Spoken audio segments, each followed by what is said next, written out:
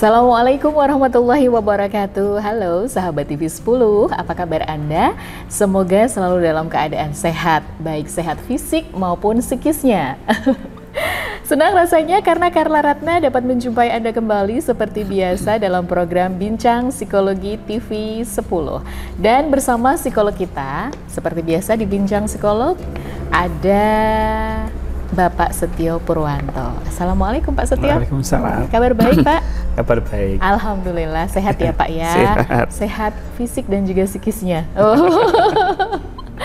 Baik, satu program istimewa dari TV 10 membantu Anda untuk menyeimbangkan hidup ya Pak ya, dan menjaga kualitas hidup antara fisik dan juga psikis itu bisa seimbang sehatnya. Yeah. Tema apa yang akan kita perbincangkan di kesempatan kali ini? Tapi sebelum itu kita informasikan dulu bahwa saat ini kita syuting atau kita saat ini berada di lobi STI/STKOM Pak.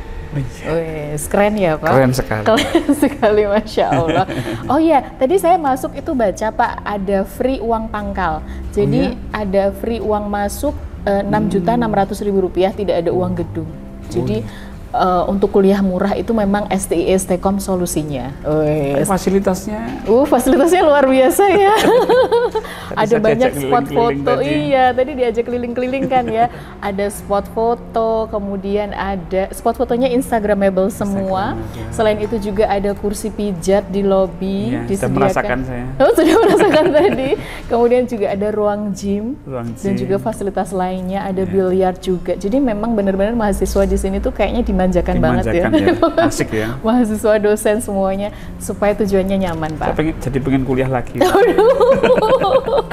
Pak Setio sudah S2 Pak. Oke. Jangan lupa juga untuk yang ingin berpartisipasi dalam program Bincang Psikologi ini Pak. Nah, silahkan kirimkan WhatsApp ke sini ya.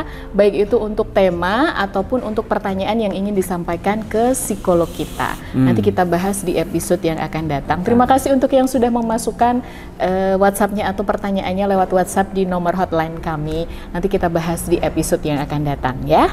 Sekarang kita akan membahas dulu. Ini adalah satu tema yang sudah disiapkan oleh produser Pak. Kita akan berbicara, mungkin banyak yang merasakan juga kondisi mental ternyata mempengaruhi kondisi fisik seseorang. Iya, nah, kalau dalam istilah psikologi dikenal sebagai psikosomatis, karena saya bukan orang psikologi. Jadi saya harus bertanya kepada beliaunya, sebenarnya psikosomatis itu apa sih Pak? Ya, psiko itu kan jiwa ya. Somato atau somatis itu tubuh. Jadi jiwa, keadaan jiwa yang mempengaruhi fisik, yang mempengaruhi tubuh. Nah, keadaan jiwa itu bisa jadi itu stres, cemas, khawatir, akan mempengaruhi fisik. Terutamanya adalah cemas, takut yang berlebihan. Nah, takut yang berlebihan. Respon tubuhnya memunculkan apa Pak misalnya kalau cemas? Biasanya jantung kalau berdebar. Nah, bisa jadi paling enggak itu jantung itu jadi berdebar. Itu minimal itu deg-degan gitu ya. Deg-degan itu lebih cepat berdetaknya. Ya, itu tanda-tandanya seperti itu. Nah, biasanya kalau orang mengalami psikosomatis itu ketakutannya itu jadi berlapis. Misalnya begini, dia takut mati misalnya, takut mati. Bukan, sebenarnya awalnya takut dia meninggalkan istrinya, anaknya atau suaminya, takut kehilangan. Nah, terus kemudian karena takut itu kan jadi dada jadi sesek gitu kan, sesak nafas. Nah, sesak nafas menimbulkan ketakutan, wah jangan-jangan aku mati nih. Nah, itu berlapis. Jadi kecemasan yang tadi hanya takut kehilangan anak, kehilangan istri, takut anaknya sakit, takut anaknya istri atau pasangannya itu meninggal, akhirnya menjadi takut ditambah dengan sesak nafas karena ketakutan tadi, jadi dia takut. Jangan-jangan ini malah aku duluan ini. Aku dulu yang mati. Ini kok rasanya aku malah sesak nafas, sakit dada. Betul. Gitu ya. Ya, nah itu meningkat karena takut itu, nanti gejala atau simptom somatisnya itu, psikosomatisnya itu akan bertambah lagi.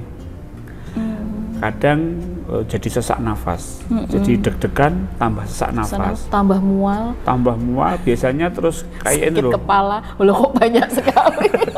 Iya, dan asam lambungnya naik. Oh iya, asam pasti, lambung. ya. Jadi tubuh yang sangat mudah dipengaruhi oleh psikis, seperti kepala, jantung, kemudian asam lambung, itu kan hal-hal yang sangat mudah dipengaruhi oleh psikis. Jadi kalau orang itu mengalami stres begitu, nah ini pasti akan menimbulkan gejala fisiknya. Ya, jadi memang yang dirasakan oleh penderita itu memang sakit betul. Jadi apakah sakit fisiknya itu efek dari psikisnya yang sakit atau bagaimana Pak itu? Iya. Teknisnya bagaimana itu bisa menjadi psikosomatis? Operasionalnya. Apakah dari psikisnya dulu yang sakit karena kecemasan itu kemudian menimbulkan keluhan itu, atau hanya perasaannya saja yang merasa cemas, terus tiba-tiba hanya perasaan saya saja yang ini gitu, sesek atau apa? Atau memang itu sebenarnya fisiknya juga mengeluhkan seperti itu? Iya, secara fisik merasakan seperti itu. Sesek, iya. Secara fisik itu sesek, kemudian juga asam lambung ya naik, ya mual, ya mutah. Kemudian kalau sakit kepala ya sampai sakit gitu. Memang efeknya sampai betul-betul gitu. Iya. Cuma itu penyebabnya bukan fisik. Bukan fisik, ya. Bukan sakit fisik penyebabnya, bukan, ya. tapi psikisnya. Nah, sehingga kebanyakan orang yang mengalami psikosomatis itu periksa ke dokter. Kata dokter ini nggak apa-apa. Bahkan kalau dokter umum dia nggak percaya. Ke spesialis penyakit dalam, penyakit jantung, semuanya normal. Semua normal. Bapak sehat ini nggak apa-apa. Biasanya langsung menyarankan Bapak ke psikolog aja. Dari dokter? Dari dokter. Oh, menyarankan seperti itu. Ini bukan masalah psikis. Jadi fisiknya memang tidak ada ditemukan penyakit apapun, tidak terindikasi penyakit apapun. Jantung sehat, semuanya sehat. Ya. Nah, tapi kalau memang itu kelamaan jadi rusak juga fisiknya ya. Oh ya, berarti kalau memang kelamaan ya lama-lama ya Pak ya. Karena jantung kan begini terus ya. Tidak segera diatasi. Tidak segera diatasi ya nanti akan timbul lama-lama juga akan mempengaruhi kerja jantung dan lain sebagainya. Contoh misalnya orang yang punya gejala, misalnya dia punya bibit diabetes misalnya, kemudian dia stres gitu kan, gulanya naik. Nah, kemudian bisa jadi itu nanti menghambat pembuluh darah, gulanya itu karena gula naik mungkin ya. Terus kemudian jadilah stroke. Jadi kadang-kadang kekambuhan stroke itu karena stres. Mungkin seminggu lagi anaknya mau nikah gitu ya, mantu gitu ya. Yang dipikirkan kan banyak itu, dari mulai persiapan pernikahan, mungkin nanti anaknya gimana, dia tidak bersama anaknya lagi. Iya, akan kehilangan, melepas anaknya gitu ya. Belum lagi kalau biayanya pakai hutang segala gitu kan, nanti kalau sudah ini. Loh, ini kan realita ya Pak ya, realita, kita bicara betul. Realita, jadi yang memang terjadi. Karena banyak ditemukan orang sakit itu ketika mau mantu gitu. Jadi bukannya seneng-seneng tambah sakit. Nah, gejala stres yang tinggi itu bisa menimbulkan itu tadi psikosomatis. Dan psikosomatis kalau memang itu sudah ada gejala fisik yang tidak baik, sudah punya teman dulu ya misalnya ya, jadi sudah punya teman penyakit dulu, baik itu darah tinggi, gula dan lain sebagainya, itu sebagai pemicu. Betul. Makanya orang sakit gula itu ya harus menata makanannya, artinya dia harus betul-betul menjaga. Yang kedua juga harus menjaga emosinya, menjaga pikirannya. Gitu. Oh, jadi tidak hanya apa yang dimakan, ya, tetapi pikirannya juga. Nah, karena pikiran itu akan meningkatkan tadi. Kalau dia terlalu stres gitu, pabrik gula pindah ke tubuhnya. Jadi dia bisa memproduksi gula secara berlebih kan dalam tubuhnya, kandungan darah. Nah itu juga akan menimbulkan problem, menimbulkan masalah gitu. Iya. Nah, jadi seperti itu ya Pak ya pengaruhnya, apabila ada masalah psikis. Sekarang penyebabnya Pak, psikosomatis itu apa sih sebenarnya? Ya, psikosomatis itu intinya penyebabnya adalah karena stres ya. Sedangkan stres sendiri kan penyebabnya ya banyak ya. Orang pensiun bisa jadi menimbulkan stres. Oh iya, post power syndrome ya Pak biasanya. Yang setelah pensiun itu kalau saya lihat, saya amati itu banyak yang post power syndrome. Ya, jadi setelah pensiun, kemudian aktivitas kan berubah ya secara sosial, ekonomi, secara keuangan, kekuasaan ya. Nah, ada dulu mantan anak buahnya papasan nggak nyapa, sakit hati, ke rumah stres. Jadi stres. Jadi stres. Itu adalah salah satu dari penyebab psikosomatis yang efeknya ke fisik. Kalau lama-lama dibiarkan, benar-benar merusak fisik. Merusak fisik benar. Oke. Nanti bagaimana cara untuk mengatasinya akan kita bahas juga ya Pak ya di Bincang Psikologi. Untuk itu jangan kemana-mana. Tetap di TV 10 Bincang Psikologi segera kembali untuk Anda.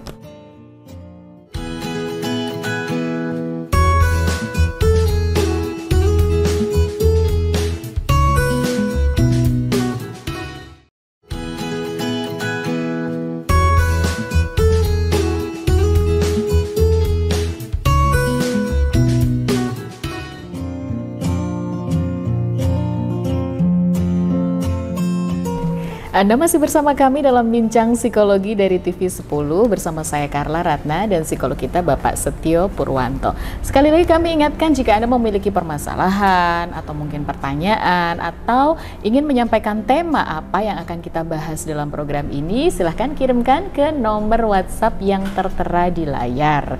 Anda bisa mengirimkan tema, kemudian pertanyaan atau permasalahan Anda. Nanti di episode yang akan datang akan kita bahas bersama psikolog kita. Oke, Pak Setio, kita lebih lanjut bicara tentang psikosomatis ya Pak. Penyebabnya sudah, jadi memang penyebabnya stres. Stres itu bisa bikin penyakit fisik, bisa jadi kemana-mana efeknya, apalagi kalau sudah punya komorbid ya Pak. Oke, sekarang bagaimana mengatasinya? Langsung ditembak, bagaimana mengatasinya? Baik, yang tentu tetap konsultasikan ke dokter ya, karena ini terkait dengan fisik. Oh, pertama ke dokter dulu, apa ke psikolog dulu, Pak? Kalau sudah tahu bahwa ini adalah psikosomatis, ya ke psikolog langsung nggak apa-apa. Oh, ke psikolog langsung nggak apa-apa ya? Tapi kadang-kadang orang itu kan namanya orang cemas, takut, itu kan dia butuh kepastian. Sebenarnya nggak suka digantung loh, sukanya kepastian. Yang pasti-pasti. Makanya periksa dokter gitu. Itu lebih membuat dia yakin. Kemudian tentunya karena ini faktor psikologis, jadi ya sebaiknya datang ke psikolog untuk diberikan terapi. Jadi tidak cukup hanya dokter? Iya, jadi setelah ke dokter mungkin akan konseling. Kalau itu masih berpengaruh ke fisik, maka minta psikolognya untuk memberikan terapi, psikoterapi. Ya, psikoterapi, karena namanya stres itu pasti menimbulkan tension atau ketegangan fisik, ya kan, ketegangan fisik yang itu berpengaruh pada fisik akhirnya. Nah, nanti di terapi itu oleh psikolog dilatih untuk rileks, latihan relaksasi. Psikoterapi itu rileks ya? Ya, dilatih untuk rileks. Jadi untuk menurunkan kecemasan dengan metode psikoterapi. Entah nanti ya psikolognya apa yang itu menjadi expert psikolognya, yang menjadi keahlian psikolognya dan sesuai dengan kliennya. Oh gitu. Ya, nanti tentu itu akan dibicarakan oleh psikolognya, kemudian diberikan psikoterapi yang sesuai sehingga kecemasannya turun. Nah, kemudian yang kedua, yang selanjutnya, yang ketiga, ya harus manajemen stres ya, karena ini penyebabnya itu stres gitu. Manajemen stres. Gimana ya? Kalau manajemen keuangan jelas ya. Jelas keuangannya yang di manajemen lah. Kalau stres Pak yang di manajemen. Jangan mau stres gitu loh. Ya nggak mau. Ya, artinya mengusahakan. Mengusahakan. Kita sudah tahu bahwa kalau saya tidak menerima, itu pasti stres. Berarti saya harus menerima. Mau nggak mau saya harus menerima. Ya kan? Misalnya ada masalah keluarga misalnya orang tua yang punya masalah dengan anaknya misalnya. Nah, mau nggak mau dia harus menerima keadaan anaknya ini yang mungkin mengganggu kehidupan orang tuanya tadi. Nah, dengan menerima itu dia tidak stres.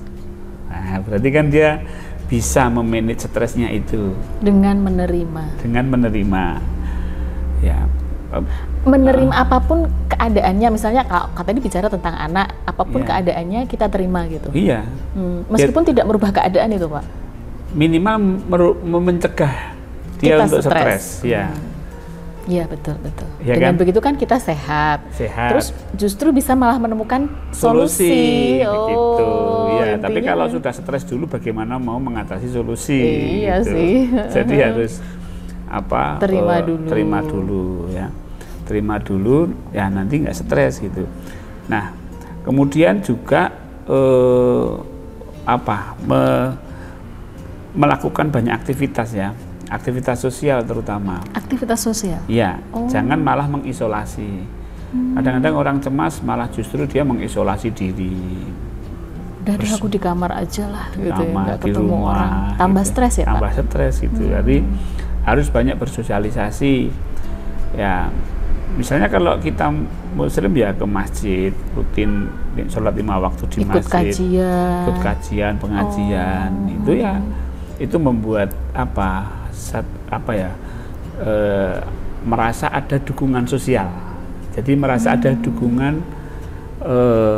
ya walaupun mereka tidak mengatakan saya mendukung kamu, tapi dengan bergaul kemudian saling sapa, saling menanyakan kabar, itu sudah merupakan satu dukungan sosial yang itu bisa mengurangi stresnya tadi.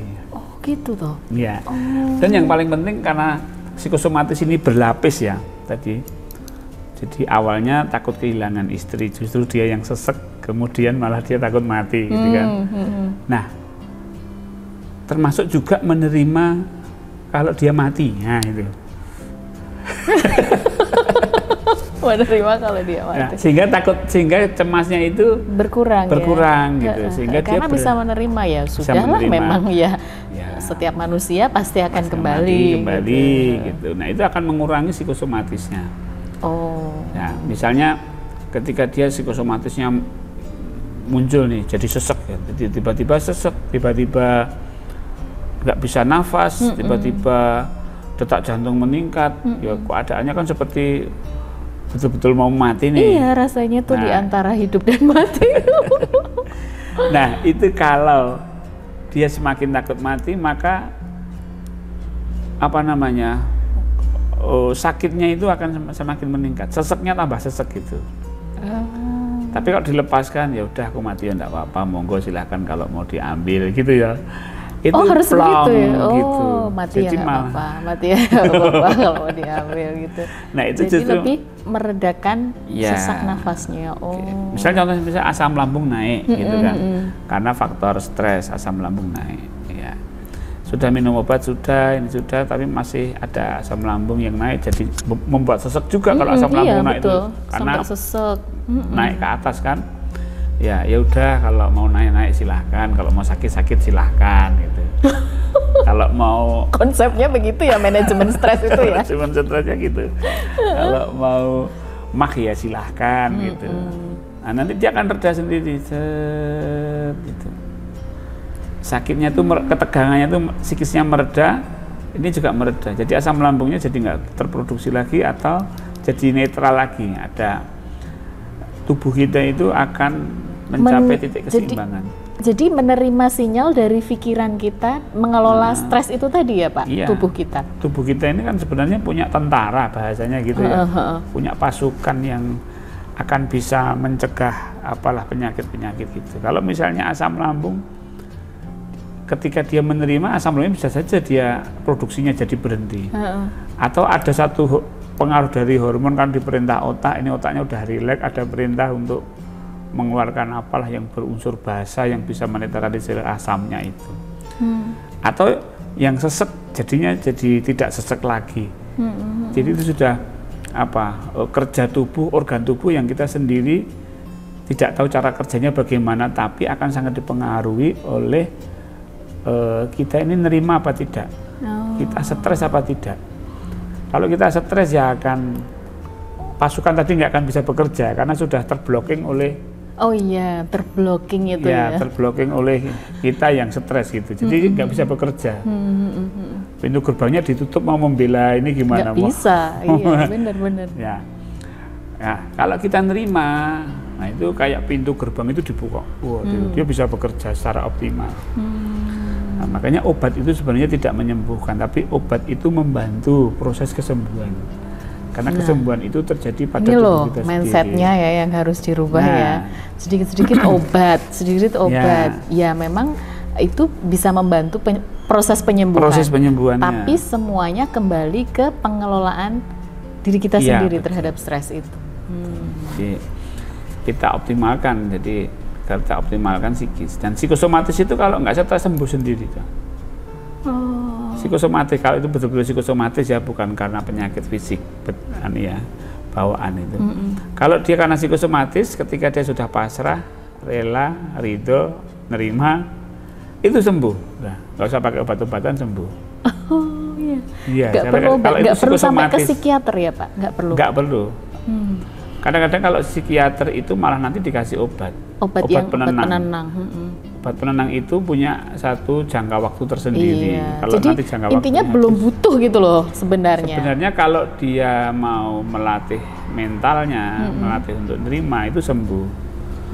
Tapi kalau dia kena obat itu, jadi ketahanan mentalnya itu jadi berkurang. Tapi kalau nggak kuat betul ya memang harus minum obat. Iya, betul. Oke. Hampir 30 menit nggak terasa ya Pak ya. Iya. Seru sih soalnya kalau kita bicara tentang ternyata kondisi mental mempengaruhi kesehatan fisik itu ya setengah jam rasanya cepet banget. Ada yang mau disampaikan untuk pemirsa TV 10 Pak terkait tema kita hari ini? Iya. Jiwa itu berpengaruh ke fisik. Jadi jiwa itu ya pikiran, ya perasaan kita. Nah, kalau kita tidak menerima, maka jiwa kita tidak tenang sehingga mempengaruhi pikiran. Maka untuk mencegah psikosomatis tidak lain adalah dengan cara ridho atau menerima. Dengan cara ridho atau menerima, itu adalah salah satu kunci untuk mengelola stres. Memanajemen stres istilahnya Pak Setio. Baik. Sahabat TV 10, sekali lagi kami ingin mengedukasi bahwasanya kalau memang dibutuhkan atau memang kalau Anda merasa tidak bisa menangani masalah Anda, misalnya susah tidur ya Pak ya, gangguan tidur atau mungkin gangguan kecemasan dan lain sebagainya, segera konsultasi psikolog. Karena ke psikolog itu bukan aib ya Pak. Betul. Jadi jangan sungkan untuk ke psikolog untuk mendapatkan kesehatan mental. Kesehatan mental untuk hidup yang lebih berkualitas. Baik, terima kasih untuk kebersamaannya. Jangan lupa apabila ada yang ingin Anda sampaikan terkait dengan materi kita atau mungkin tema kita, ada permasalahan yang ingin Anda share ke kami untuk dibahas, silahkan ke nomor WhatsApp yang tertera di layar. Saya Carla Ratna dan juga psikolog kita Bapak Setio Purwanto undur diri, menjumpai Anda di lain kesempatan. Tetap di TV 10, inspirasi dan edukasi. Wassalamualaikum warahmatullahi wabarakatuh. Sampai jumpa.